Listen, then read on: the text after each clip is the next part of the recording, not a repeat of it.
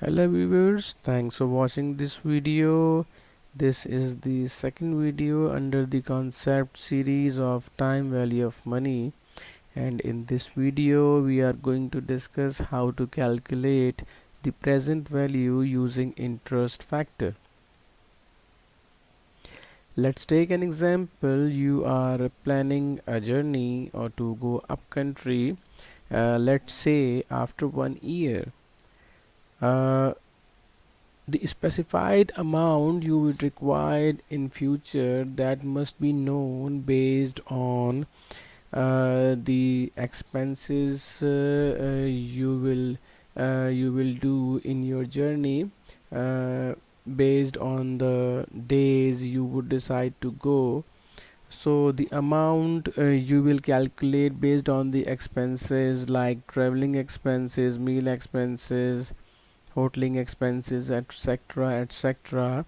After summing up those expenses, you will get the desired amount, and that amount will be considered as the future value. And after the 1 year, the period after the passage of 1 year where you are planning to go on journey, so there must be a future value and specified amount that you would require in your pocket in order to fulfill your journey program or journey tour. So the question arises that how much amount you will require to deposit today, based on the rate prevailing in the market of being offered by the depositors or investment companies against the investment. So the amount you would require to deposit today will be considered as the present value. Keep in mind, this is the same position which we discussed in our first video, where at 0 times the amount will be considered as present value, and the amount we will be calculating in future will be considered as future value. So here in this case, since if we are calculating the present value, so the future value in this case will be known, which means the target amount or future amount will be known, and you will calculate how much amount you are going to deposit today in order to get the desired amount in your bank account. So taking the same formula which we discussed in our first video of this concept series, future value is equal to present value into 1 plus r raised to power n, and here PV is the present value, FV is the future value at time n, R is the interest rate, or in this case, since we are calculating the present value, so in this case R will be considered as the discounting rate per period, and n is equal to years.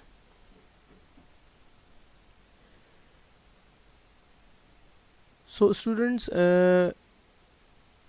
as we are calculating the present value, so we will have to change this formula, and the alternative formula we will use will be like this. Here present value is equal to FV, means future value, divided by 1 plus r raised to power n, or you can use present value is equal to future value into 1 plus r raised to power minus n. We simply, what we did is keep the interest factor or discounting factor, since we are calculating the present value, and taking this r is the discounting as the discounting rate. So the 1 plus r raised to power n, this interest factor will be considered as the discounting factor. So in the first position, we take this discounting factor as the denominator, and future value will be divided with this discounting factor in order to calculate the present value.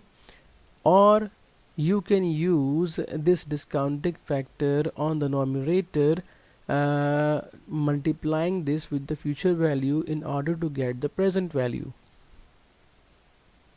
In both cases you will get the same answer, so you can use any of each for any of this formula to get the present value. So let's take the question. A person would require rupees 1000 after 1 year in account while bank offered rate is 10%. How much he should deposit today? So the target amount is 1000, and that is why it will be considered as the future value. And since we are going to calculate the present value of the amount which the person will get after 1 year, so n is equal to 1 year,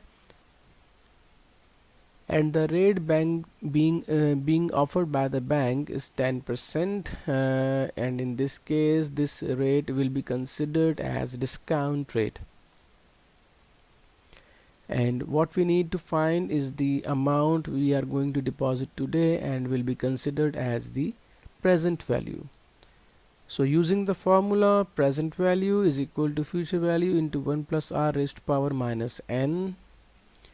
Here after putting the values, future value is 1000 in brackets 1 plus 0.10, which is 10%, and the rate being offered by the bank raised to power minus 1, which means we will discount this 1000 to 1 year back to get the present value or the value of today. In the next step, we just added the discounting factor amount equals to 1.1 raised to power minus 1. And here we should note that in the bracket we get the value of this discounting. After discounting 1.1, we get the value 0.9091, which is rounded up to four decimal points.